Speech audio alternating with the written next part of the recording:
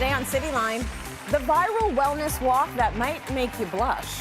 Hey, you want to go for a fart walk? Because, you know, you're going to fart and they're funny. And Bryce is back with It's TMI and everything you ever wanted to know about gas. But it actually might be a colon deodorizer.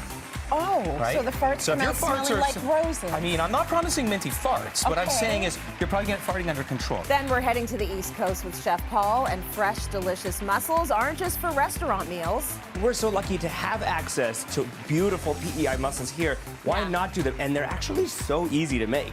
And later, the realities of being black in today's society. For a lot of women and racialized folks in particular who are being appointed into positions of leadership and finally have broken through that glass ceiling, they are often set up for failure because they're not given the resources necessary to succeed. It's Cityline with Tracy Moore. Hey!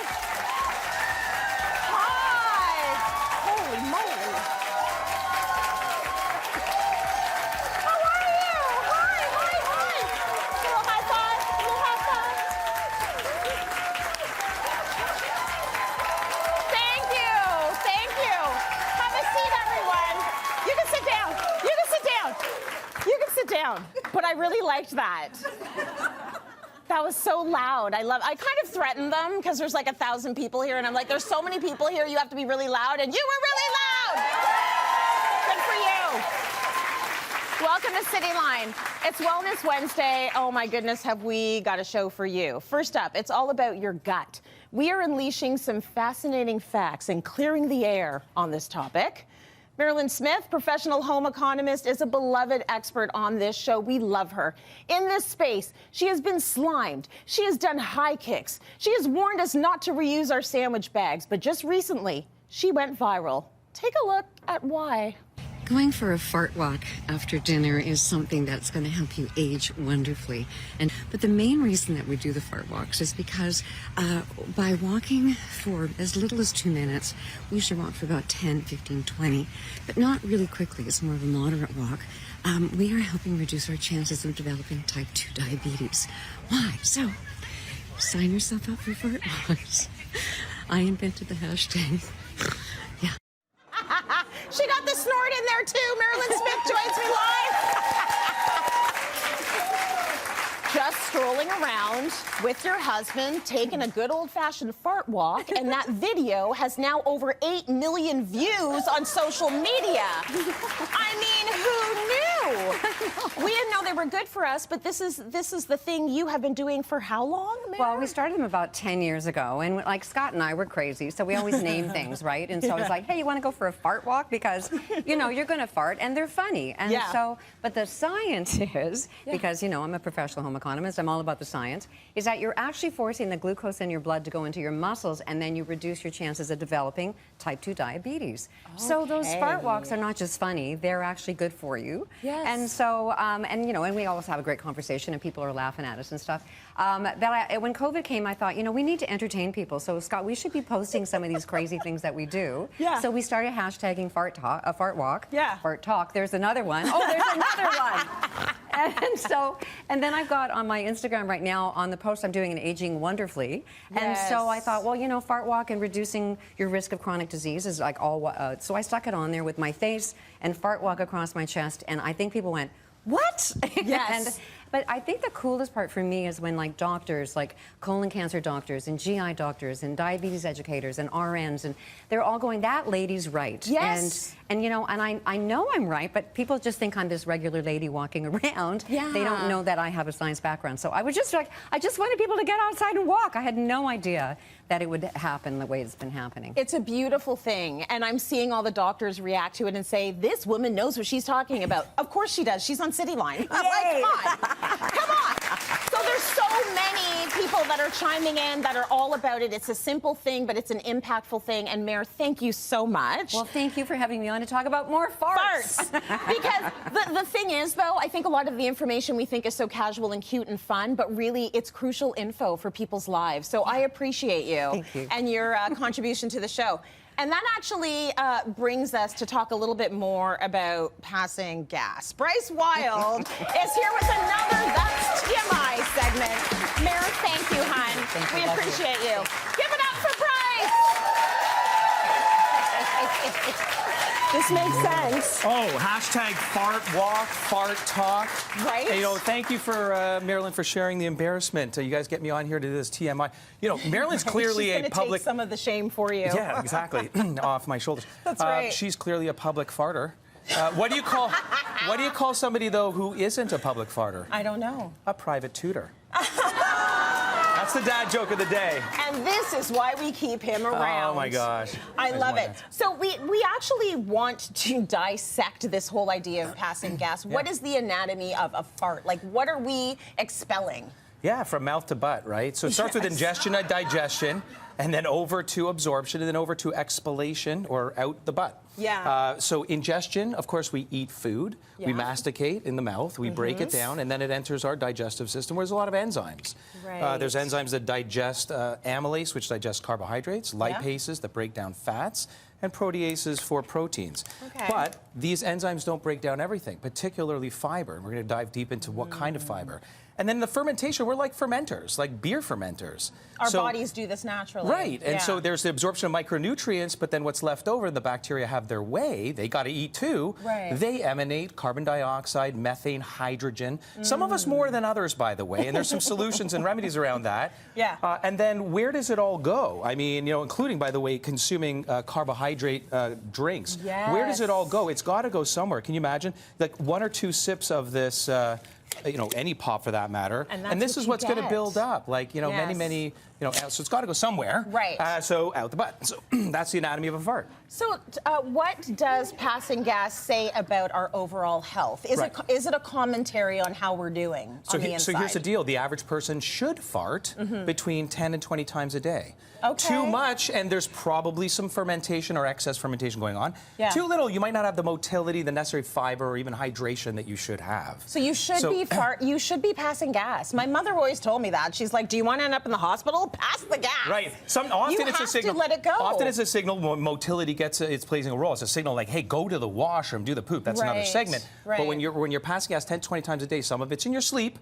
Some of it you're silently tooting, and some of it you're with Mairlyn on a fart walk. But at the end of the day, you really need to get that passed. Right. If you're passing too much, I want to talk to folks about the FODMAP. Yeah. So Let's we talk hear about food. gluten, or refined carbohydrates, cakes, cookies, pastas, breads, and so forth being bad for us. Here's a theory. It's probably maybe less of the gluten for most folks, more of what we call FODMAP. It's an acronym that stands for fermentable, that's the key, oligosaccharides, disaccharides, monosaccharides, and polyols. These are types of carbohydrate chains, sugars, in fact, that some people are very sensitive to, very found in heavily in gluten-containing refined foods, but also in beans.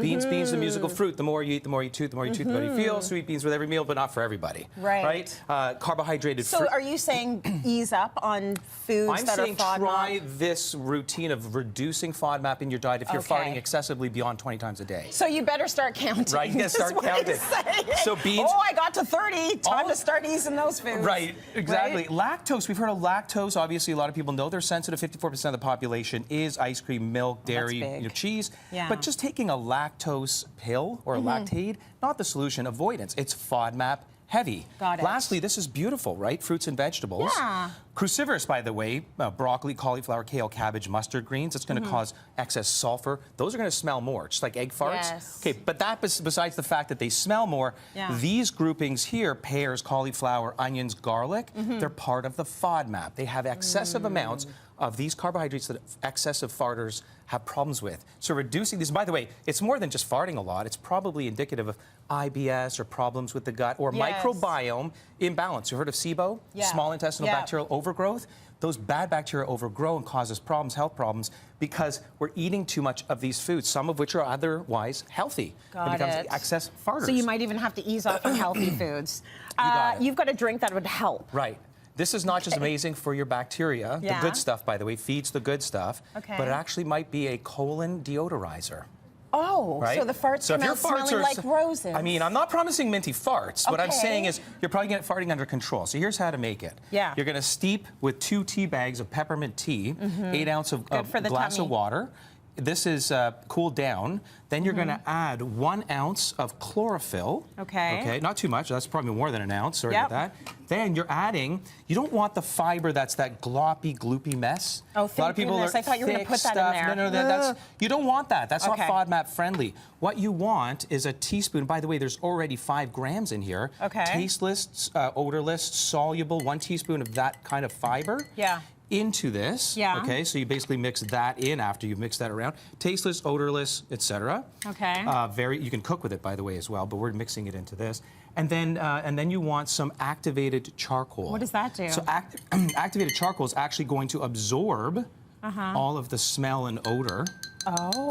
And yes, you are going to try this. So I don't knew get- it. Just be careful. That's why I was hoping you weren't going to put that in it. This can turn, 'cause I careful, gag. it can turn your stool black. Oh, awesome. But it doesn't taste so bad. I mean, what do you think?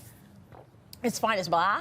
No, not at all. Nothing No, to- it tastes fine. I have chlorophyll every morning, so I'm used to that Chlorophyll flavor. to absorb the Yeah, it's odor, fine. peppermint to manage peristalsis, Yeah. charcoal to absorb, and then the good fiber soluble. Look, please, for FODMAP soluble fiber Yeah. to feed the good bacteria. Really good. Fart Okay, less, and I folks. like that you made us a drink. Let's go to break. We have more coming up, everyone. Stay with us. This isn't bad at all. Fart walk, fart talk, fart laugh. Coming up, the unique challenges of simply being black. It was really traumatic and really scary, and it wasn't until many weeks, maybe even months later, that I realized that this was part of what I'd seen described as the Black maternal health crisis.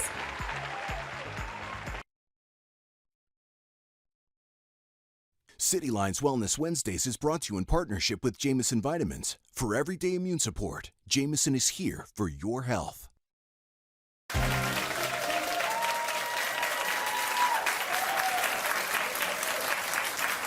Welcome back, everyone. You know, we don't often get to dig deep into being black in the workplace, being a first and an only, how to protect our kids from violence in the school system, or even how to focus on generational well-being over generational wealth.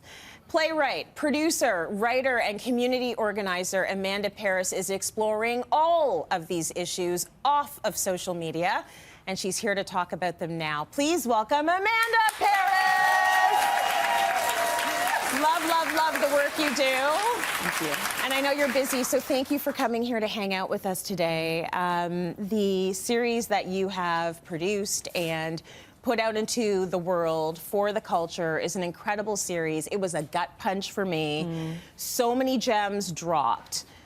I want to talk about where some of the personal challenges that have come from your life and have been explored throughout this series. Yeah, I mean, it's a very personal show. I pitched it in 2020, which obviously was a very significant year for all of us. But it was a year where I was really reflected on how important it was to have conversations with my friends, the group chat, you know, all of these spaces where we talk about all of these things that might be inspired by social media or triggers, but we don't get to go deep in a real way on any of these topics. And so whether it was me and my friends commiserating over trying to find black hair care businesses, or whether it was us talking about our anxieties around what we're gonna do with our kids in the school system.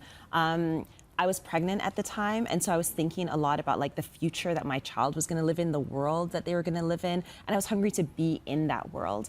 And so, you know, the show really was birthed out of that. And in making it, you know, I've had a few years of experience doing interviews, but I've never done interviews that felt like we were diving into something that was so urgent. You know, we were talking about things that were so urgently needed to talk about, and getting the gift to sit with people in their homes, in restaurants, eat food with them, being out in the world with them, and to be able to bring all of that to everybody felt really important. But in terms of how it's impacted me, I feel so shifted that I think I need some time off to really absorb all the things that I learned. I love the quote that you pulled because it stayed with me, the generational well-being over generational wealth. When Zoe Smith, who's in our Diaspora Wars episode, said that, I was like, I'm gonna have to take a few months with that one because I feel like it was just such a shift in my overall dynamic, and there were so many conversations that did that for me. So I've actually been taking time off. I just came back from a vacation and I sat on the beach and just really thought about a lot of the things that I've learned. I love that. Yeah. The processing needs to happen as well. Yeah. Like, take it all in and let's see what to do with all this good info.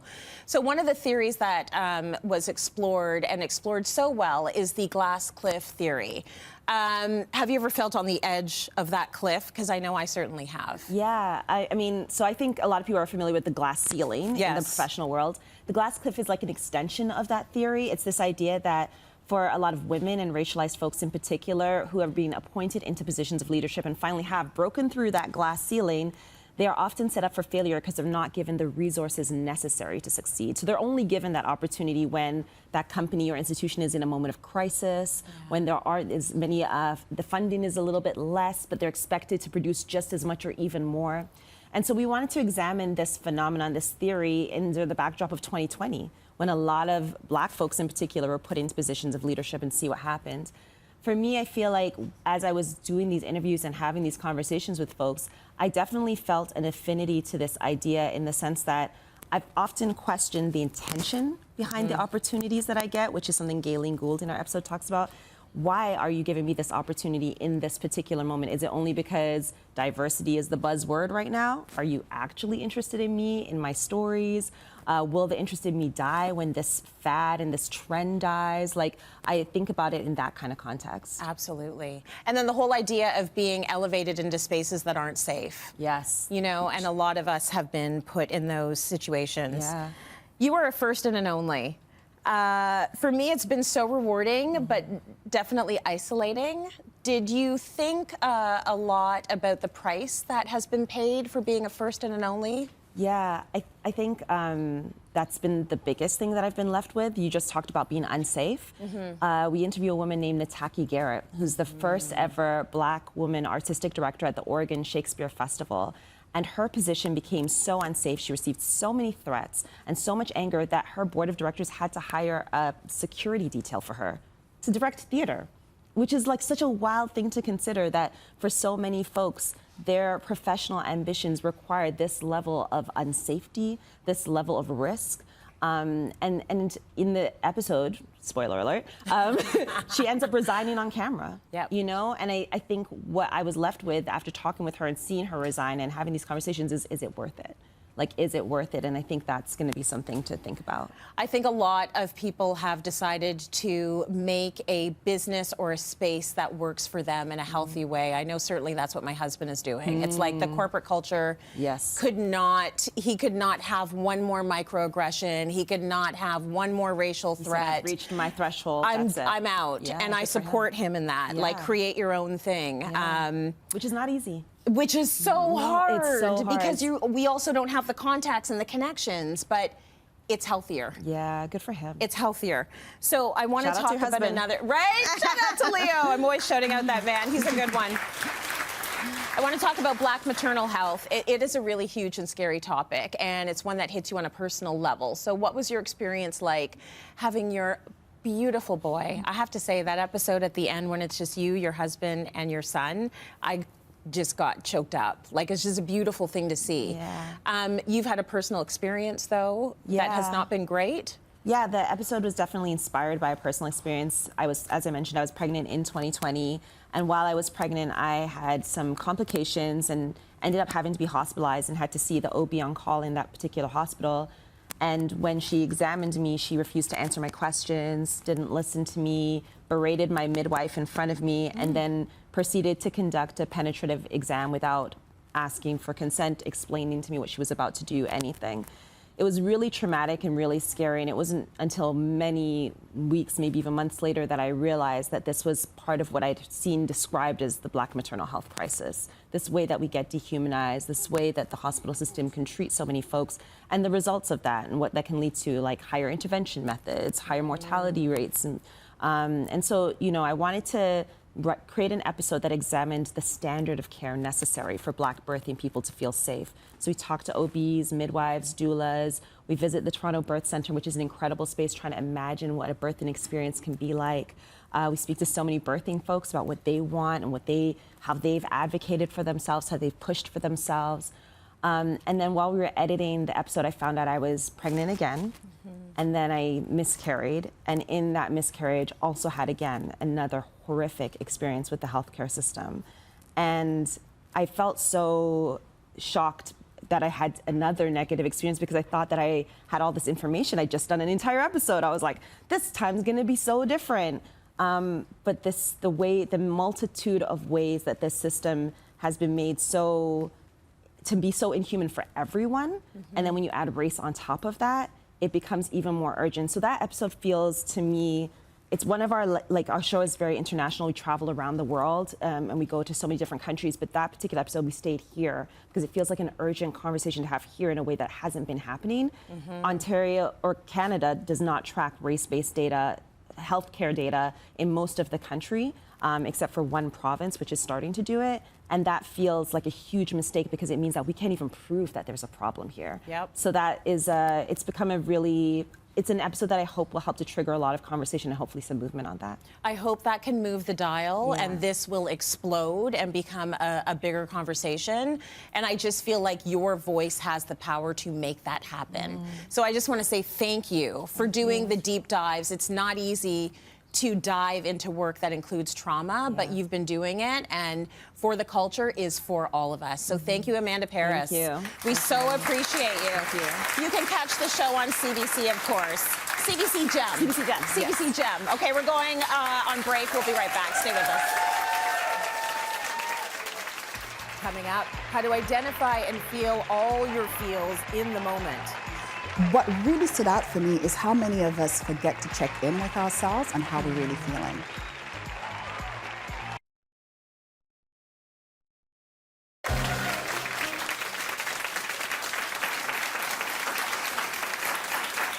Welcome back, everyone.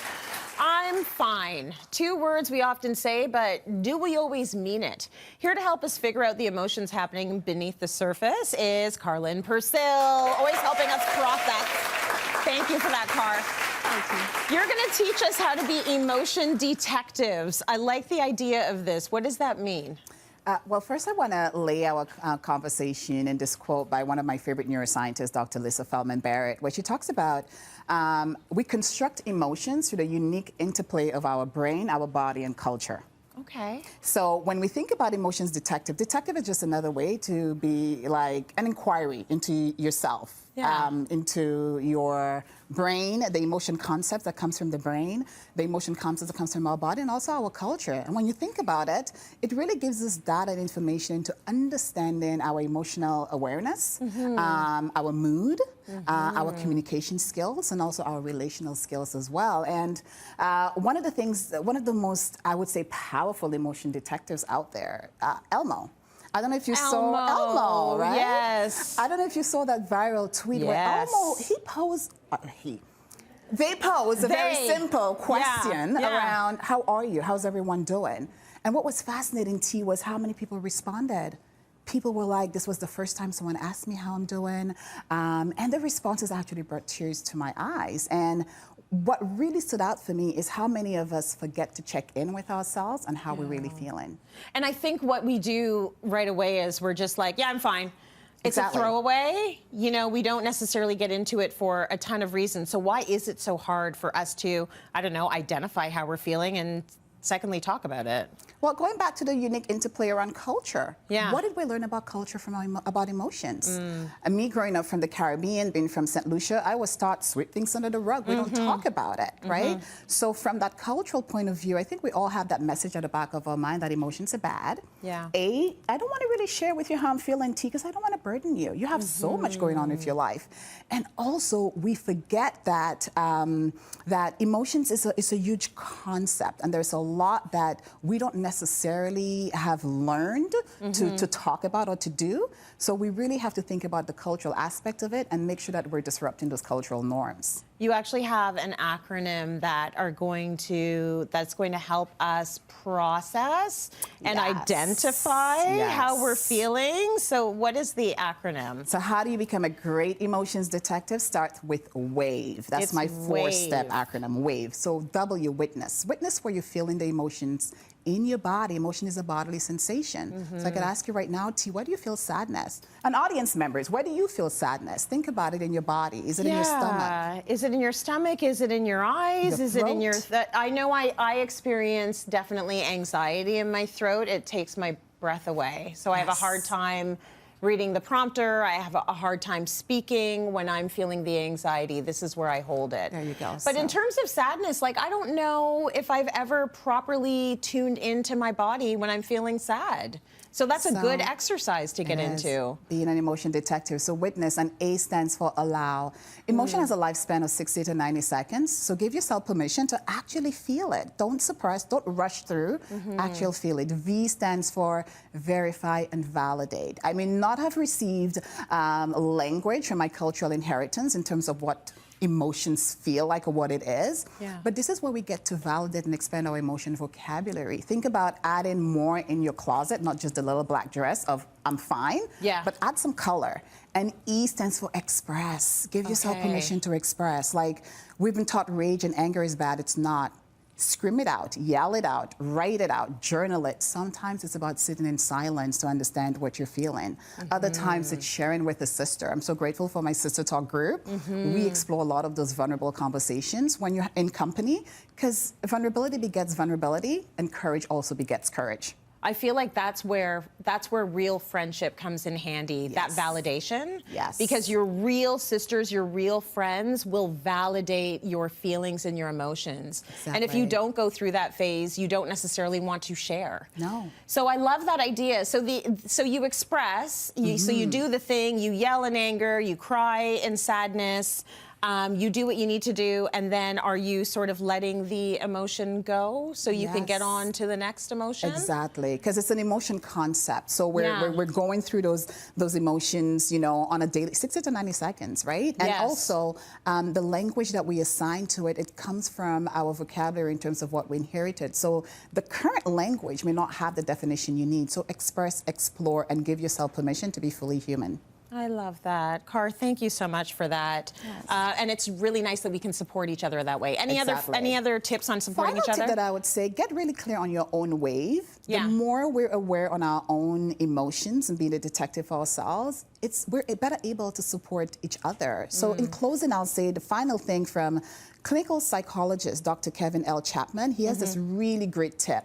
Emotions, we feel it in our body, so that's the first place. So I might want to give you a hug, T, because it might be in a part of your body where you need some comfort, you need to feel seen. The second one is, what do you think? Do you think emotions are bad? Oh, Karlyn, forget it, who cares? So really check in your self-talk tape. And the last thing is, what am I doing? Are you closing up? Like you said, my voice closes up. I don't speak much. I don't say much. For me, I get all a bit more like closed off. So that awareness now, say, maybe I can support you in what you can say, or again, bring more awareness in terms of helping you feel safe enough so you can feel fully what you're feeling. Thank you, Karlyn Percil. So good. Let's go to break. We got more coming up. Stay with us. That's good. Coming up. And here's how they taught me how to eat them on the East Coast. Nature's tweezers. Chef Paul Lillakas has a brilliant way to eat your next mussels meal.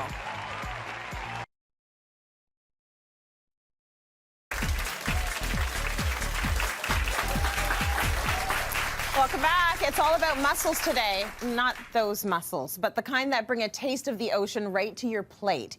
We sent Chef Paul Lillakas to PEI for a behind-the-scenes look at how they harvest mussels. Hi, Tracy. I'm here in beautiful Prince Edward Island. How lucky am I? And I'm going to take you behind the scenes and show you just what goes into the winter farming of mussels, one of Canada's most wonderful shellfish. Come along for the adventure. Prince Edward Island provides 80% of the mussel supply to the North American market and ships all over the world. Just to make a hard job even harder, the farmers have to cut through the winter ice and pull the fully grown mussels out. Not an easy job. Next, they're taken to the plant for cleaning and processing. The mussels are poured into the declumper to be separated, and then they're rinsed and graded to determine which ones are market ready. Broken mussels are all collected and used as farm fertilizer so nothing ever goes to waste. The mussels are then placed in holding tanks with a constant flow of seawater to help them keep happy and thriving. When it's time for market, they move to a machine which removes the fibrous beard and then down the line for packaging and shipping. This can be done by hand or by automated machine. Mussels are shipped both fresh and cooked and frozen, so anyone can enjoy delicious and sustainable PEI mussels regardless of season or geographical location. What a privilege to get to witness all the hard work these wonderful people put into supplying us with delicious Canadian mussels all year round.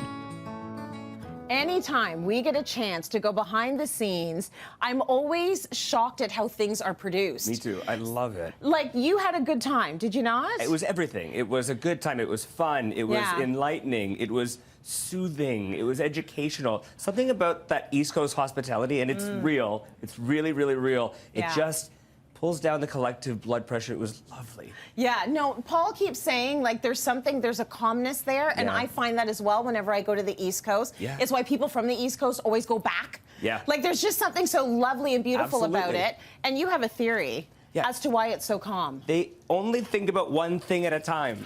It's like... What's that like? And they're not on their phone and then talking to you. They're just talking to you. Yeah. And they're around great food. Yes, which makes all of us really happy. Yeah. Okay, so you learned all about mussels. We're gonna cook some mussels. We are making steamed mussels in a very simple white wine sauce. That's right. So I feel like when people hear mussels, they think fancy schmancy. Restaurant. I'm not gonna do that at home. Can't do it in the kitchen.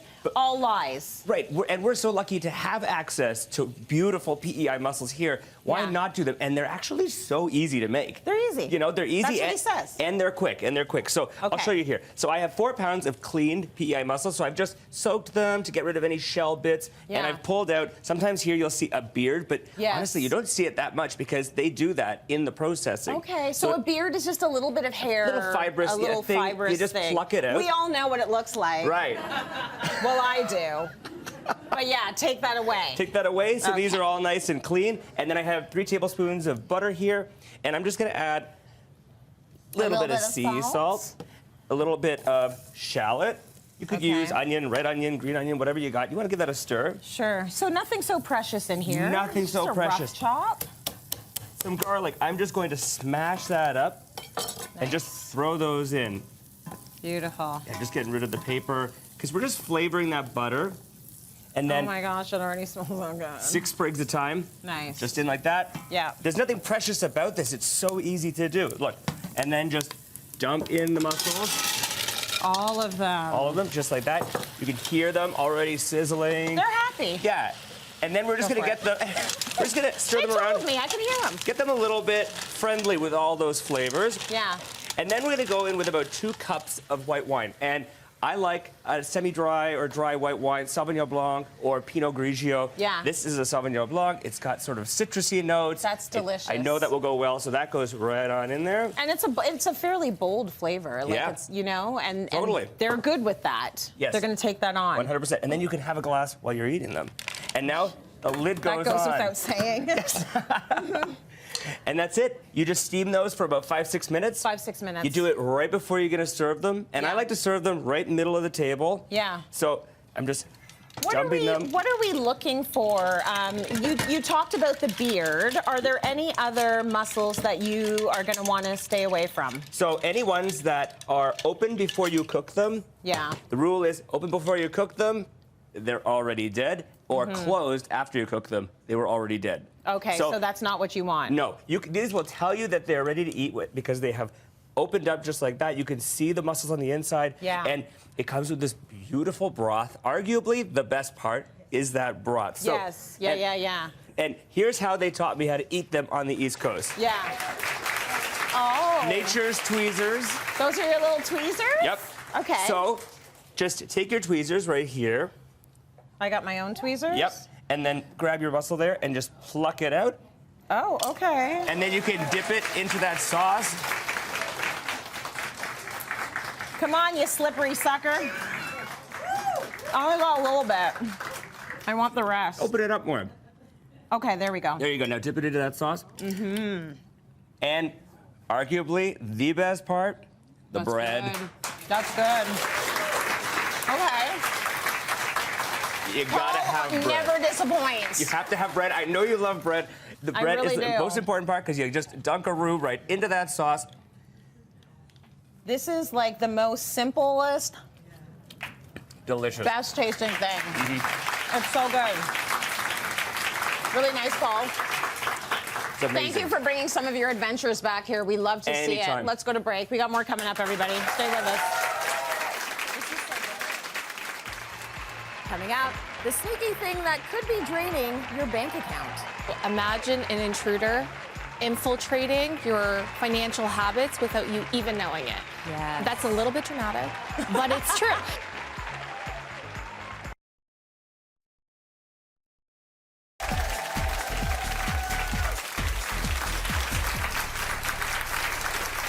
Welcome back. We are hearing a lot about global inflation and how everything is getting more expensive. But did you know there's another type of personal inflation that's affecting our money? Here to discuss lifestyle creep and its sneaky effects is money and fintech expert Ashley Nguyen. Hi, Ashley. Hi, Tracy. It's always great to have you here. This topic is so good. So lifestyle creep or lifestyle inflation, what do these terms mean and how do they sneak into our lives? Okay, so lifestyle creep. It's a gradual increase in the amount that you're spending, right? So imagine an intruder infiltrating your financial habits without you even knowing it. Yes. That's a little bit dramatic, but it's true. It's so imagine like you're getting a pay increase, you get a bonus, or you've paid down your debt, and now you have a little bit of extra money. It's this psychological, now I have a little bit more to spend. Right. But fun fact, in the U.S. You don't. You don't really. So let's say in the U.S., 40% of Americans right now are living paycheck to paycheck while making $100,000. Yeah. And it used to be, you know, everyone thought, oh, if I could just get to those 6 figures, it's like I'm going to be a millionaire. Not anymore, especially not in a big city in Canada where you're getting taxed half of your dollars, half of your paycheck. So, the idea of lifestyle creep to me, I feel like we felt that, my family, when we were very big on using things until you can't use them anymore. The wheels fall off. I don't like to just change things because there's a shiny new one on the market. Yeah. So when I got this job, it's like I felt the pressure to change our car. Everywhere we went, people are like, why are you shoving your babies and that huge dog into your Toyota Tercel? And we were like, because it still works. Like, why would you get a new car? But so for me, when I think of lifestyle creep, I feel like part of that is a bit about peer pressure and keeping up appearances and keeping up with the Joneses. Is that a part of it as well? Yep, you got it. It's about the now immediate gratification decision versus what does it mean for your financial goals long term, right? Yeah. Folks, Canadians age 18 to 35, 50% of them go paycheck to paycheck, right? That's how they're living. But the interesting thing is when you go from 35 to about 54, that goes almost up by 10%, which means folks who are starting to make more money as they get older are actually spending more and putting themselves in worse off situations. Yeah. Okay, so you've sort of touched on it, but why do we need to be worried about lifestyle creep? Yeah, okay, well, let's use an example. Let's break it down in numbers. Let's say you make $70,000 and you're now getting a 14% pay raise. Woohoo, 14%, congratulations.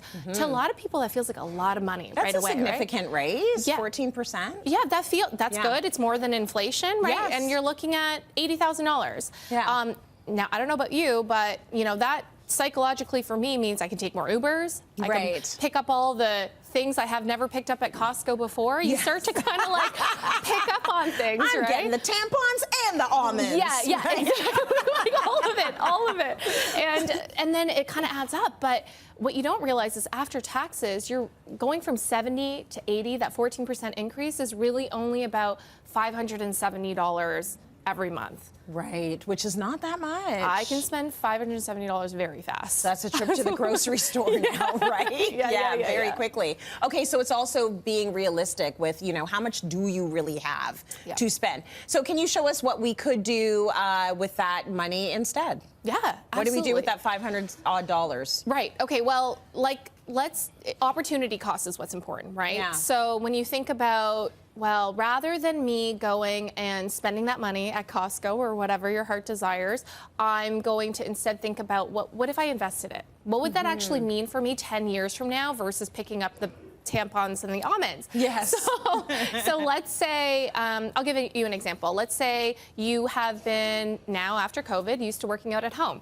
Right? Yep. You've been doing it for free, you have some weights, you go for runs, you're still in tip-top shape. And then you get a little bump and you're like, well, now I want to join Equinox. Oof, and a pricey gym. Yeah, a pricey gym. I want to spend $250 more a month. Ouch. Well, it doesn't always sound like a lot, but then once you kind of think about, okay, what if I took that $250 and I invested it into, like, let's say the S&P 500 index fund. That's like a very straightforward fund. It's gotten 10% over the last 10 years on an average, year over year. You would have about $50,000 more in savings in 10 years, and that's about $20,000 in interest earned. Now you know, right? Which decision do you make? Right. So that money could be a lot bigger. Do you have any other examples? Yeah, so a really good example, and it's very common for most folks, it's what about upgrading my home? So let's say you live in a townhouse, and it's a 3-bedroom townhouse, and you're like, you know what, I've been gunning for that extra office so nobody bothers me. Now you want to upgrade to a house with 4 bedrooms, and it's about $1,500 more a month in rent. Okay, you're like, I can afford this, I can go ahead and do it. Now, what if I told you instead, if you invested that money in the same fashion as the last example, you can save yourself $300 grand for when you retire. Whoa. What would you do? Obviously, yeah, you would want the 300 grand. Yeah. So it's almost, you have to really think in those terms. What could this money be if I wasn't just spending it on consumables and entertainment and, you know, even space or a gym, you know, do you really need it, right? Exactly. What can we do to reverse the creep and curb our spending a little bit? Yeah, there's 2 things I'll leave you with. The first thing is I'm a big proponent of course, tracking your expenses, making sure you know what you're spending. But also, of course, utilize your technology, right? We have the banks now. A lot of them will tell you exactly what you're spending. What are your transactions? What are the categories that you're spending your money in? Or get an app, like you need a budget, right? This helps you to really understand what each line item is. And then the last thing I'll say is just financial literacy. Know what you can do with that money, know what your savings plans look like, all the good stuff that you need to kind of do in order to get yourself set up and financially healthy. And if you don't know, get an expert who does. Exactly. Right? Often banks will offer you financial advisors and they can help you out. Every time it goes to the place in my app where it shows me what I've been spending money on, I scroll past. I don't need to see my spending habits. They're terrible, okay? Ashley, thank you so much. Thanks. Time for a break. We'll be right back. I'm like, scroll. No.